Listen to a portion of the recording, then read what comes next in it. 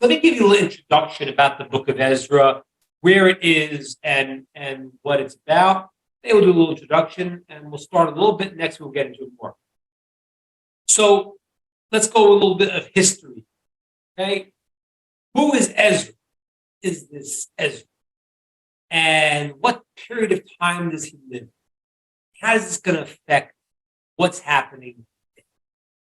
Understand like this. Let's just have a sweeping discussion of history and the purpose of the world. God created the world in order to give good to his creation. It's a very important philosophical discussion because people say, well, why did God create the world? If somebody says God did it because he had a need, that is idolatrous, Lord, because God doesn't have needs, right? God is, we can understand God's perfect in every way. But it is the way of the good to want to give good. And therefore, God wanted to create entities, right? Human beings that can receive his good. Now, in order to do that, he had to put us into a world that we had to be the owners of the good. In other words, God could have created us perfect and just gotten all the pleasure that he wanted to give to us, connecting to him, but then we wouldn't have earned it ourselves. We would have been like little kids or beggars that take and don't earn it themselves. So therefore, God created us with tremendous potential, put us into a world with many, many challenges. And when we choose properly, we earn our connection to God through our own actions. And that is obviously the highest level for us. If you think about it, any person gets something and doesn't earn it themselves, they don't have the real pleasure from the thing that they have. Because I didn't do anything, you just gave it to me. When I earn it, I have a tremendous pleasure that I earned the thing that I have received. That too is the concept in the world. God created the world, all of its challenges, put us in a situation that when we choose properly, we build ourselves, make ourselves God-like, we can then experience God through our own action. Now, when God created the world, he wanted people to purify themselves and to come to a level that they could experience God and his goodness in this world, and certainly after this lifetime, when we're even beyond this physical level we're in today, they could experience the goodness of God and connect him in the deepest way. The goal, therefore, is to have a world right now that God's presence is experienced in the world. When the Jews were in Egypt, as we just had the story before, that was going to be the beginning of the formation of this nation. It was going to take the mission of God and bring it into the world fully, into all of humanity. As we said before, Adam and Eve were not created Jewish or not Jewish. It was universal. But from the time of Adam and Eve, people were not acting righteous. 10 generations to Noah, people were terrible. 10 generations from Noah to Abraham, they were also terrible. Very, very few people were not. Abraham was a person that found God, brought God into the world. He chose God, and therefore God chose him. But Abraham, Isaac, and Jacob were individuals. The story of Egypt is becoming a nation. And when the Jewish people are in the pain and suffering of Egypt, that's the formation of the nation. Ladies and gentlemen, I mean, we all know this. You know, most of the time when you grow, it's not because things were so great. Most of the times you think about an experience that was life-changing, you say, I became a better person. Usually it was something that was different. You had to elevate yourself. And this was God promised Abraham that part of the Jewish people coming to a nation was their being enslaved to Egypt. And that process, until they went through that and then they came out of it, that's how they became purified as a nation. I just want to, as an aside, not to get into politics, but sometimes Jewish people really fight for the underdog so much.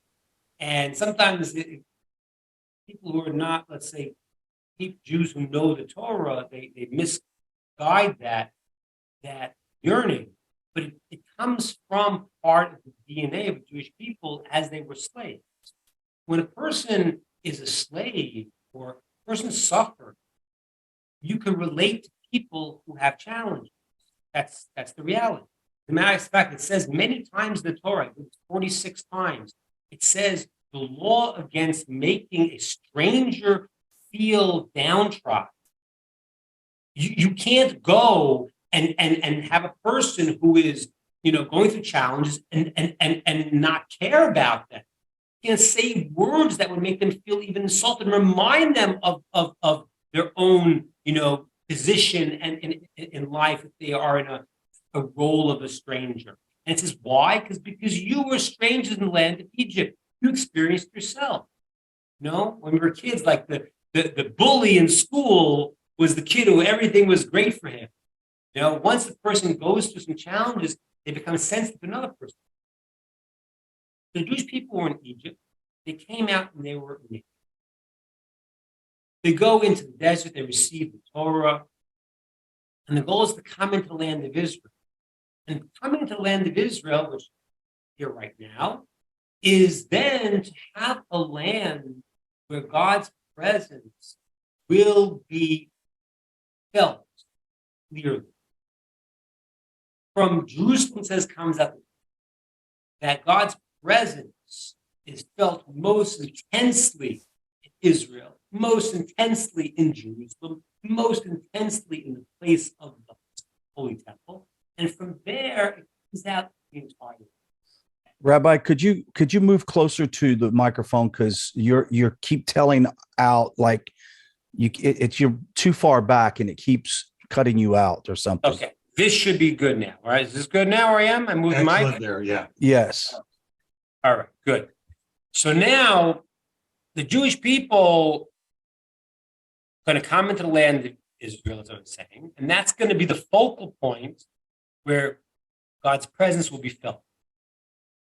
And therefore, the goal is to have God's presence able to be palpable in the world. The way this is going to transpire is through a central place where everyone can gather together.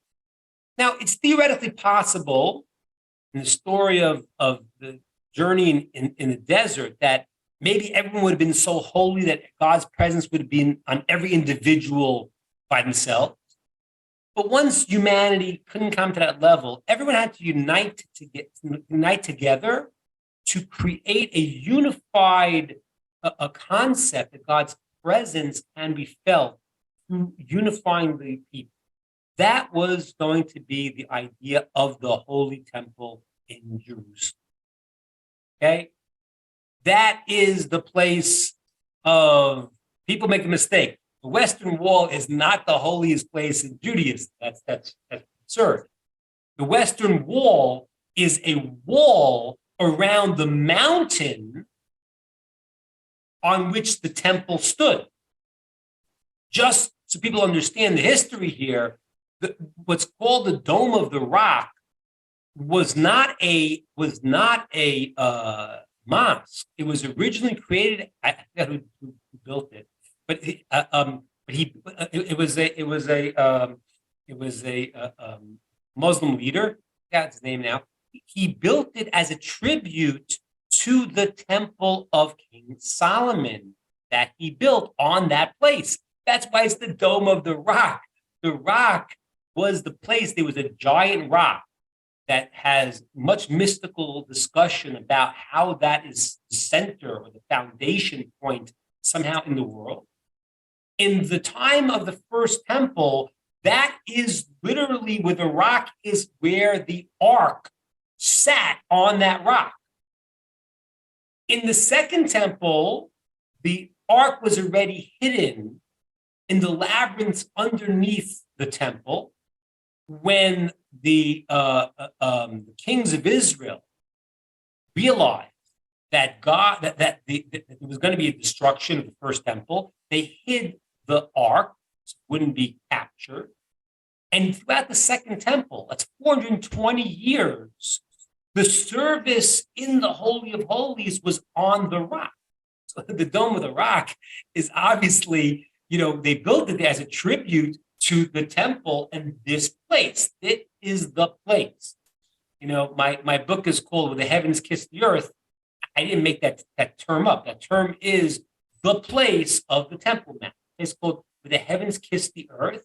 And that is the point where Abraham offered Isaac an offering, where Jacob had his dream of the ladder, where eventually was the place where King Shlomo, Solomon, built the temple, where God's presence was felt clearly. So much so that there is a story that seems to have validity in the sources, that when the first temple was destroyed, the temple that Solomon built, Shlomo built, that what happened was the Plato, the philosopher, was traveling with the Babylonians at the time, and he met, according to the story, if it's literal, if it's figurative, but he met the prophet Jeremiah. And he saw Jeremiah crying. And he said, "You're supposed to be the wise man of the Jewish people. You're crying over a building?" And this is what he told him. He said, "There's two reasons why I cry. I want you to ask me any philosophical question you have." The philosopher Plato must have incredible questions. He asked them to the prophet Jeremiah, and he answered them all on the spot. And Plato was shocked. He said, "How could a person have this knowledge?" He said, "Because every time I walked into the holy temple, I had the presence of God, and I understood." It was the moment of, could you imagine in life? Could you imagine a place where you would enter and you'd have clarity? It's the greatest thing in the world. The second reason he said, "I can't tell you, you'll never understand." I'll leave that open for us to think of. But that was the temple that was built on that spot by King Shlomo, Solomon, the son of King David, who, as I mentioned before, was potentially going to be the Messiah, the Mashiach. Right? We talk about the Messiah, the son of David. King Shlomo, Solomon is Shalem, is wholeness. He potentially was going to be the Mashiach. Didn't succeed. He was a great, great, great leader. He made mistakes, and he did not merit to become Mashiach, Messiah. But during his time, it was clear, God was clear in the world. There were, you want to have a solution to climate change? I'll give you to global destruction. I'll give you a very simple solution.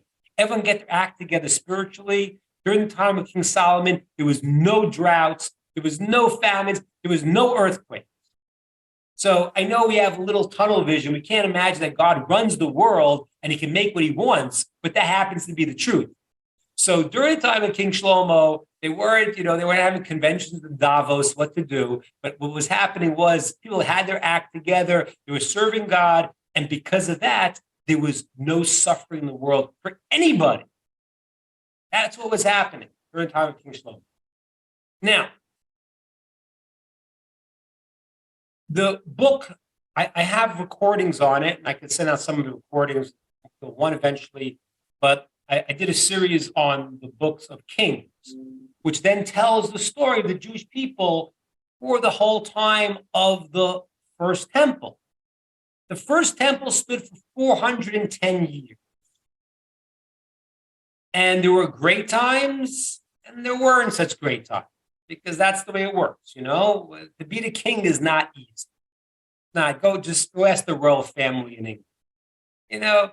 What happens is you're the king and you can do what you want, and you got to guard yourself that you remain righteous. As is the Torah law I mentioned to you before. The law in the Torah is the king needs to travel all the time with a Torah. Could you imagine that? It's unbelievable. He has to carry the Holy Torah with him all the time. Goes to the baseball game. He needs to have 2 chairs, one for him, one for his Torah. He flies, he can go first class, maybe he's the king, but he has to have a seat there next to him for his Torah wherever he goes. Why? Because if you don't, it says, Lebilti Rom Levavo, that his heart shouldn't become elevated and say, I'm better, I'm the king. And by the way, this is a tribute to America. It's just misplaced now. That's why Americans really recoil from the whole royalty, because you saw such the kings of Europe were so evil, so above the people, and on the whole, that America said, "Well, we don't want that."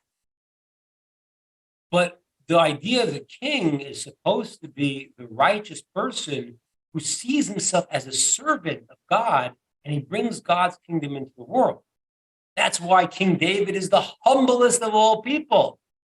It's amazing. We talked about it once before, but if you ever read in Psalms that King David wrote, or in the book of Samuel, King David talks like this. He calls himself a dead dog. Calls himself a worm. Could you imagine that? Could you imagine the president of the United States saying, what am I? I'm a dead dog, I'm a worm. No, he doesn't think that. This was King David, the greatest of the great. But he had this humility because he could be the king, because his job was to bring God to the world. So King Solomon builds the temple, but the problem is that as there are different kings that come up, some of them are not so great. Okay? And trouble starts. And some of the kings were very righteous, King Asa and King Chizkiah, they were very great, but there were some kings that really weren't. King Chizkiah, I guess in English called Hezekiah, yeah. King Hezekiah, King Chizkiah, he didn't want to have children. And the prophet Jeremiah, Yishaya comes to him, Isaiah comes to him and says, I have a message that I got from God that King Chizkiah, you're going to die. You're getting punished. You didn't want to have children. Back it up. So King Chizkiah says to Isaiah, hey, listen, I'll tell you why I didn't have kids. I prophetically saw that I was going to have kids that were going to be terrible. And they were going to lead the Jews astray. That's why I didn't do it. What do you think, guys? Good reason? Sounds like a pretty good reason to me. He tells them, that's the reason. I saw prophetically, I'm going to have kids that are going to be terrible, and they're going to lead the Jewish people astray. I can't do it. So Isaiah says to him, in the secrets of God is none of your business. In life, you got to do what's right. How it's going to play out, no. You got to do what you have to do. So he says to him, you had a commandment, you're supposed to have children, you didn't want to do it. That's it. So listen to this. So as Hezekiah, Chizkiah hears this, and he thinks about it, right? So he says to Isaiah, okay, listen, I got a plan. Let me marry your daughter. And maybe with merits for my family and my lineage, King David, and your lineage, and we'll have kids that will end up being righteous. Isaiah says, I don't think you heard me so well. I told you you're going to die. I'm not giving my daughter to a guy who's going to be dead very soon. So he said to him, okay, Isaiah, get out of the palace. I have a tradition, my great-great-grandfather, King David, that even if a sword is on a person's throat, he should not refrain from praying, because God could change the decree. And that's what happened. He prayed, and God moved the decree and lived 15 more years. He ended up marrying Yeshaya's daughter. They ended up having a kid who was really as bad as he saw in the prophecy. He became the next king of Israel. His name was Menashe. He ruled for 55 years. But the first 22 was so bad that he put the people on a trajectory. Couldn't fix. He tried to repent in his life many, many years. Tried to repent, but he couldn't fix it up because once you open the floodgates for something, it's very hard to take it back. I once, I see we have people of different ages, so like, my brother's generation was the 60s. It was at Woodstock. Now I was a little bit later, but I once heard an interview with a beatnik with a pre-hip, and the guy said something incredible. He said we unleashed forces that we had no idea what we were doing. Because you look back at the 60s and you say, oh, these people are talking about free love, and this and that. Okay, it had its problems, but everything was supposed to be about love. And meantime, once those barriers came down, society got worse and worse and worse. And that's the way it works. When you take down certain fences that keep people in order, then it spirals. Like there's a Mishnah, Pirkei Avos. Those who want to defund the police need to read this Mishnah. It says you have to pray for the government that has laws, because without them, people will swallow each other up alive. Okay, you're not getting rid of police, and then people saying, "Oh, wait." So Menashe, he did some bad stuff in the beginning. He brought an idol into the temple. He was adamantly and ferociously trying to uproot the traditional Jewish values and beliefs. And he was trying different idolatries. And then he wanted to fix it, but he couldn't, because the cat was out of the bag. Everything was going off. And that sent people on a trajectory that the temple was going to be destroyed. There was a prophecy the temple was going to be destroyed. There was a great king after that, King Yoshiyahu, in English, Josiah, I think as they call him. And Yoshiyahu, he tried to fix it, but he almost did. Almost, he was the greatest at getting the people to repent, but wasn't. It was cool. And now we're coming into the destruction of the first. So we had a place and a period of time where God's presence was clear in the world. But when people started acting not properly and their leaders led them astray, which unfortunately happens, so things started getting unraveled. And already, even though the great king Yoshiyahu, Josiah, tried to move it back, it was not successful. Mistakes, but very, very right. And then afterwards, his children started to take over, and it was the beginning of it. There was a prophecy already by the prophet Yirmiyahu, Jeremiah. The temple was going to be destroyed. And the king, the son of Yoshiyahu would not. As a matter of fact, Jeremiah wrote the book of Lamentations, the book of Eicha, telling this is what's going to happen. Change your ways. If you change your ways, you could change everything. But if you don't, the temple will be destroyed. Jewish people will go into exile. And the king, I'm the son of great righteous Yoshiyahu, King Hoyakim, he burnt the book. This is one of the holy books, one of the 24 books of the Tanakh. Eicha, first version that Jeremiah wrote, he burnt. Okay? And he threw Jeremiah in jail. People think, oh, wow, I have a good friend named Jeremiah, Yirmiyah, great prophet. He spent his life being hated. Because imagine going around telling everyone that, the end is near, they're going to be exiled. He was thrown in jail, he was persecuted. People didn't want to listen to him. The righteous people did, but the people in power didn't want to listen to him. And then what happens is in the time of the final king, sons of Yoshiao, time of Jehoiakim, there's a prophecy from Jeremiah.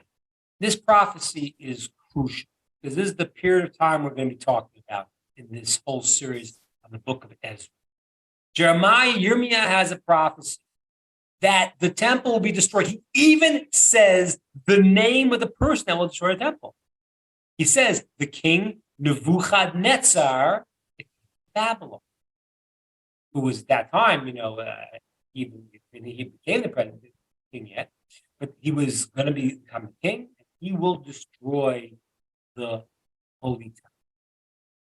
And then, in the prophecy of Jeremiah, it says that the Jews, then the Babylonians, will rise 70 years, and after 70 years, God will he will appoint his people. There's different things that Jeremiah said that people were very confused about.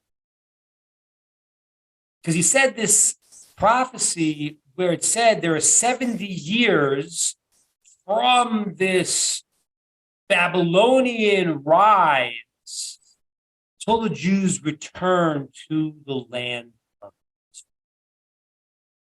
Okay? The king Nebuchadnezzar, king of Babylon, he now fights against this Jewish king, son of Josiah, of Yoshiao. He fights against him and he exiles many of the Jewish leaders. Okay? He takes king, exiles him. He exiles all the sages to Babylon. He exiles some great people you probably heard of, like Daniel, right? Daniel. He takes the wise people from the Jewish people and he makes them the advisors to the king of Babylon, Nebuchadnezzar. Okay?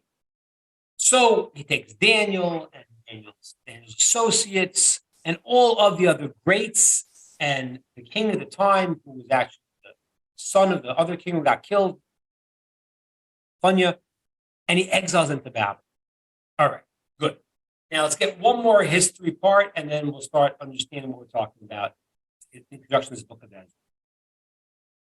So now Babylon is supposed to go and exist, says 70 years, and God will bring us back. Now, there were three great kings, leading kings in Babylon. Netzar, he had his son, Mordech, and then another son, Belshazzar. You might have heard this story of Belshazzar. Belshazzar was the third king, and it's the famous story where the phrase comes out, read the writing on the wall, right? You all heard that phrase? You read the writing on the wall? What's that from? It's the story of the Torah, the story of the Tanakh. He sees he's having this party, this third king of Babylon, 70 years from his grandfather rose to power, having this big party. In the middle of the party, he sees this writing on the wall, like a hand coming out, this vision, and the hand's writing something. And he doesn't know what it is, and they're freaking out. And what is this? They say, listen, it was your grandfather had a great advisor, Daniel, who was already kind of pushed to the side. Bring him out, he'll tell you what it says. So he calls Daniel and says, listen, I'll give you a third of the kingdom. I'll make you a big shot. Tell me what it says. It says you're going to die. It says that you've been weighed out for what you've done and you're finished. Now, what did he do? What did he do that night that was so bad? And this is an incredible backdrop to understand this. I told you that Jeremiah had a prophecy that the Jews, that there would be this rise of the Babylonians that would conquer the Jewish people, and it would be 70 years until the Jews returned. So the Babylonian king thought the 70 years started from the rise of his grandfather, the first Babylonian king. He was off. It was going to start from when he conquered the Jewish people. So what happened was, that night, this night with the famous story of the writing on the wall, what happened was when the Babylonians conquered and destroyed the first temple, they took a lot of the holy vessels of the temple. And these vessels were sanctified and they were used in the holy service in the temple. He took them out and started drinking out of them. Because why? He said 70 years passed, according to his calculation. The Jews are never going back. That's it. Babylonians will stay on top. And that was his big party, was taking out the vessels and using them for his own purposes. And that night he died. He had the calculation wrong. Had he died, there was a Persian revolt, right? Historically, the Persians took over from the Babylonians, okay? And there was a relationship between Persia and this place called Media, and they together revolted against the Babylonians and they killed them. They killed the king and they took over the rulership of the world. As Persia and Media were the next great nation. Now, I said he had the wrong calculation. When was the 70 years really supposed to happen? So now Persia becomes the new big shot on the block. The first king, his name was Darius the Mede. He was the father-in-law of Persian king who took over from him. He died after a year. And the Persian king was called Koresh. Those are the first two kings in the Persian dynasty, father and son-in-law. And now Koresh, it actually was the 70 years because it didn't go from when Babylonia started, but it started from when they conquered the Jewish people. So 70 years theoretically was up during the time of this king, second king, who took over after 1 year, of Persia named Koresh. I don't know, in English, I guess it's called Koresh too. Is that right? In English, it's called Koresh? Yeah. So this is now the story of this king. This was a Persian king who was apparently a righteous king. He said to the Jews, go back. And this is how the book of Ezra starts, with this story. Okay? So he was seemingly the Cyrus, right? Thank you. Yeah, Koresh Cyrus. Thank you. That's the English. Right, Cyrus. Okay. So Koresh Cyrus. Thank you. So he sends the Jews back to the land of Israel. And this seems to be the 70-year cycle that we're talking about. Okay? So now the Talmud says that it's a verse in the prophets that calls Koresh the Mashiach, the anointed. That's very weird because he's not the Mashiach. So there's different explanations. One explanation is the anointed one is a noble term. Just to explain what the word Mashiach means. It means they anointed the king, put the oil on their head. We talk about the Messiah. We're talking about specifically the one that will finally redeem the world. But a person that's an anointed one was a person of greatness.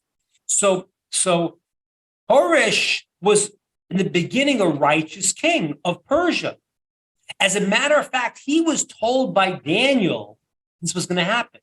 He was told by Daniel that you were going to go and overcome Babylon, and you're supposed to go and build a temple. Okay? So now that's the backdrop. So now, and Lizzie, I want you to understand this. The story of Ezra now is going to be talking about this period of time between the exile of Jews in Babylon, okay, until they return to the land of Israel. Okay? And that's why this story is going to be very, very relevant. Why?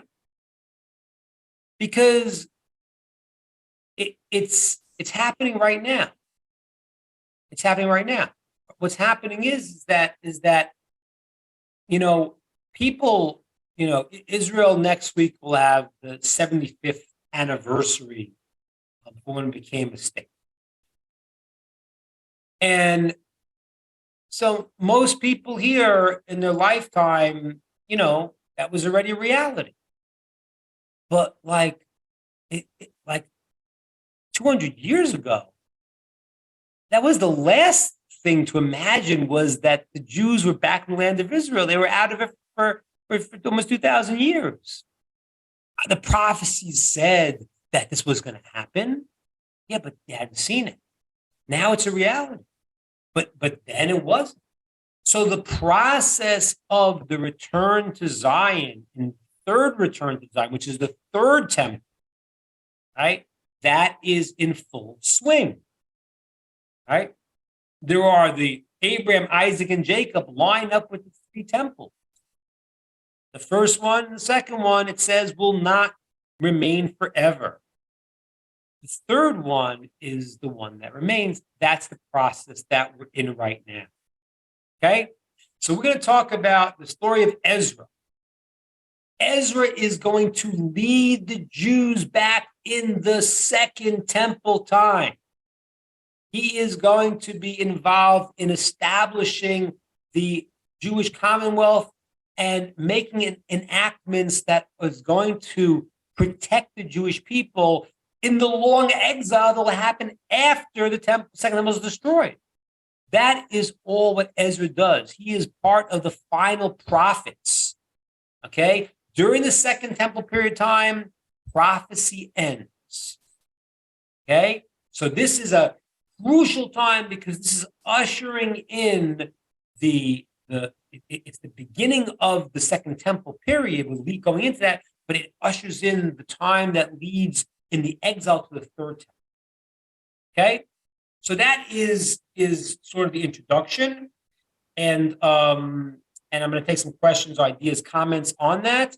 And then we're going to start a little bit of the book of Ezra from the beginning, and we'll take it from there. So any questions, ideas, thoughts about what we said so far?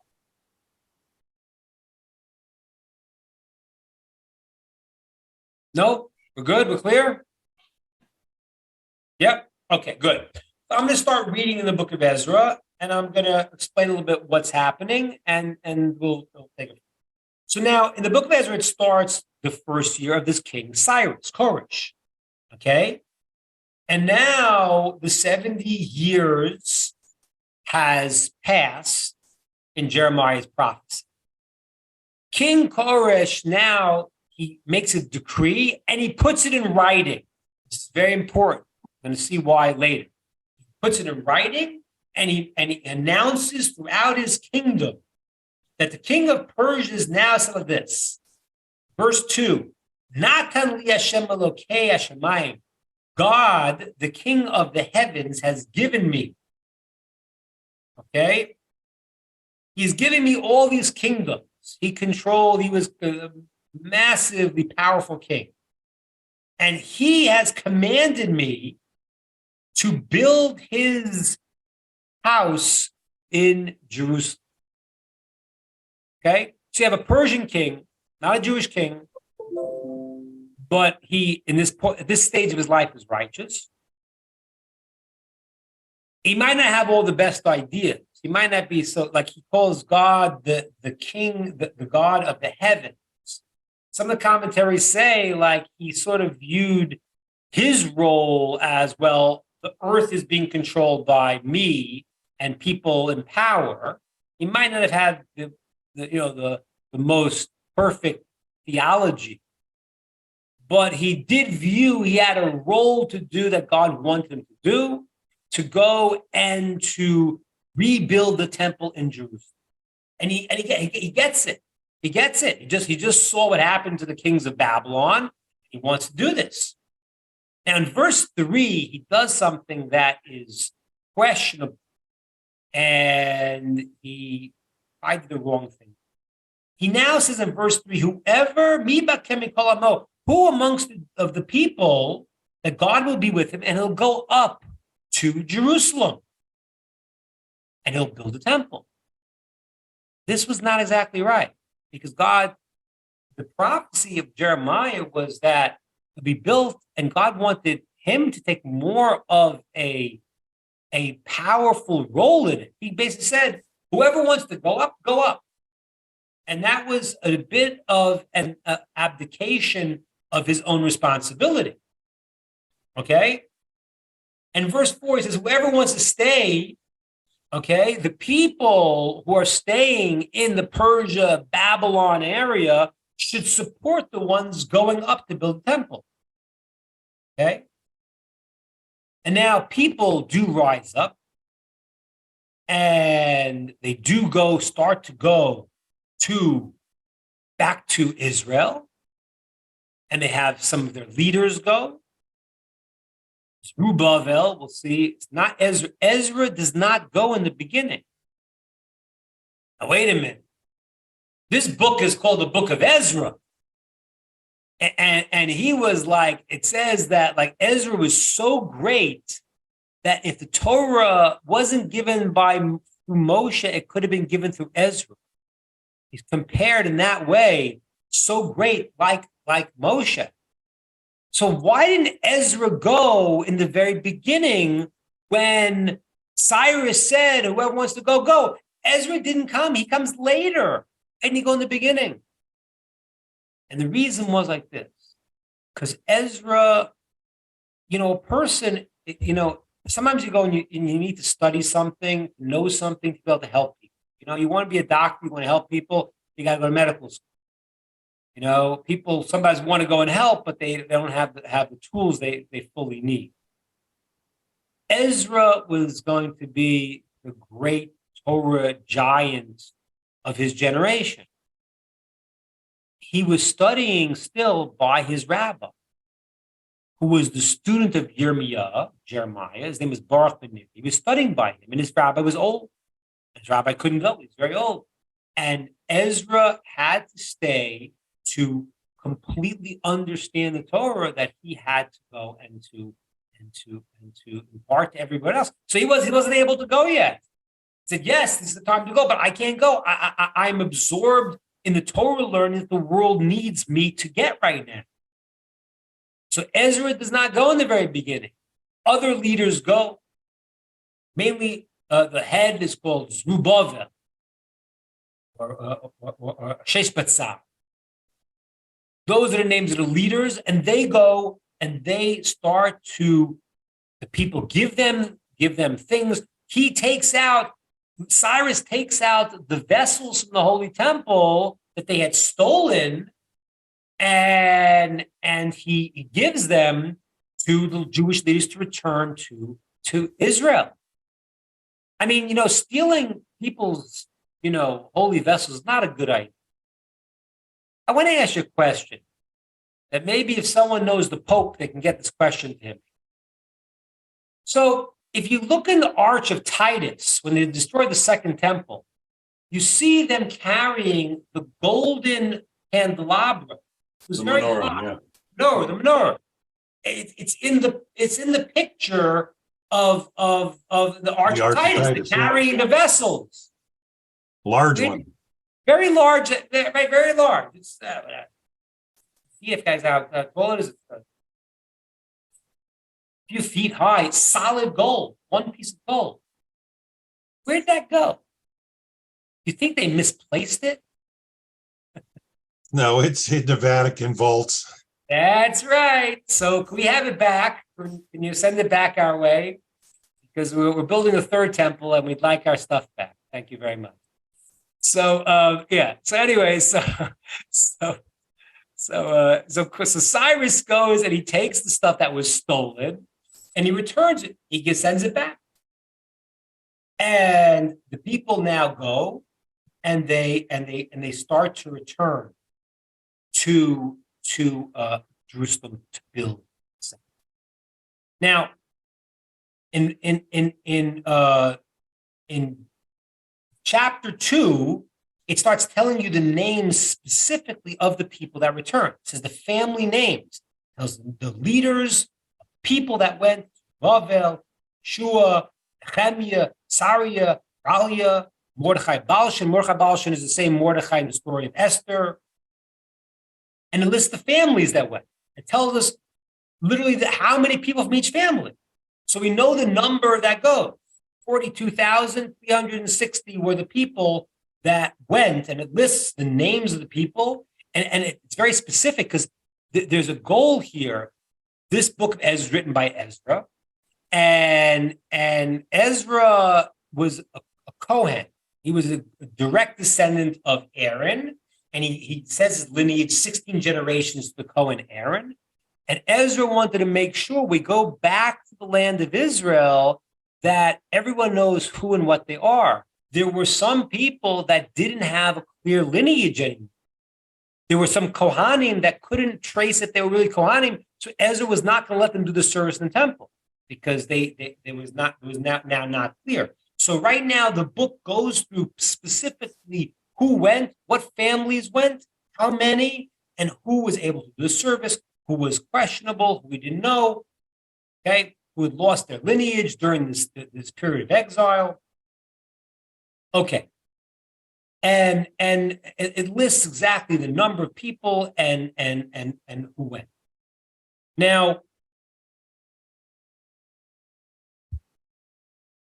this process, now, as I said before, is going to be before Ezra goes. And I'm going to leave you with this one piece, which we're going to see next week. Although Cyrus, Koresh, was in the beginning righteous, he's going to fall off. He gets into politics.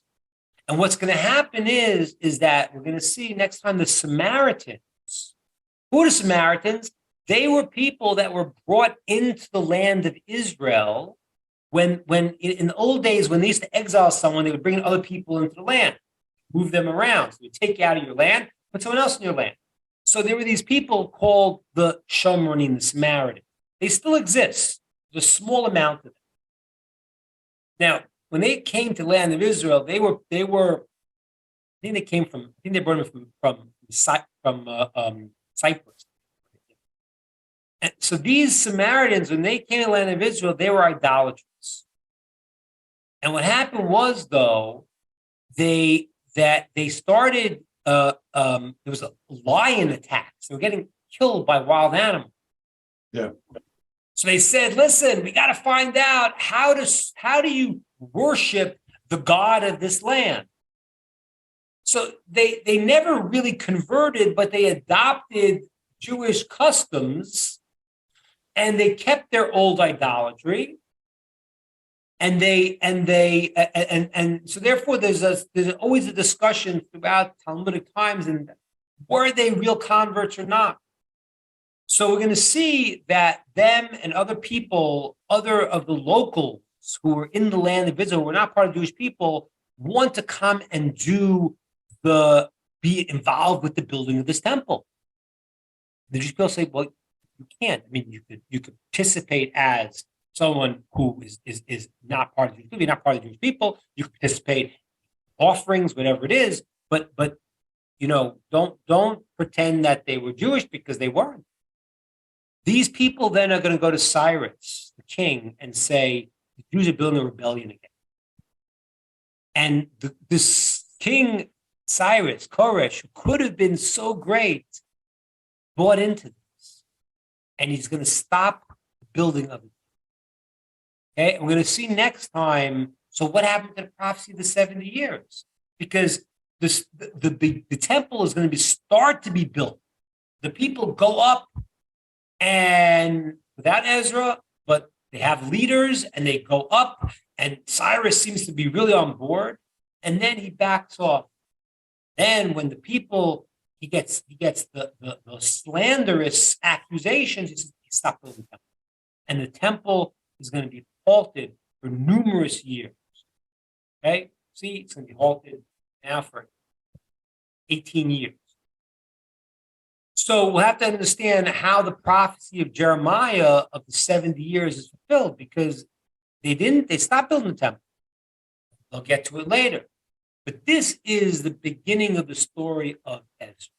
This is the story of the return to Zion. And it's a very fascinating time, because it's a period of time with the Jewish people, and this is historically also like I said to you before, 200 years ago, the Jews the land of Israel was desolate. And to be in the land of Israel was a dream. And when the Jews are in exile, it's not a good situation for them or for the entire world. And I want you to understand, as I told you before, the importance of the temple, but the importance of the Jewish people being in the land of Israel is not just for them. It's from Zion comes out the Torah to the whole world. It's important that they're on their land, and from there, the light spreads out to the entire world. But when they're in exile, a person gets lost. It feels like, am I gone? This 70 years of when the Jews were first exiled in Babylon, and they're starting to come back, there's that confusion. And ladies and gentlemen, I think we can relate to it in all of our lives. There's times where you're clear and you know what you're doing and you feel your life is meaningful. And then sometimes where you're just not sure. I'm not in my place. And I don't know what I'm doing. You feel that. That is this period, literally. They're in exile. They start to come back. They start to feel we're back in our land. This is happening. And then it's going to be halted. And now there's going to be a very tough period in the interim between the beginning of the return to Zion, the first year of Koresh, stops the building soon afterwards.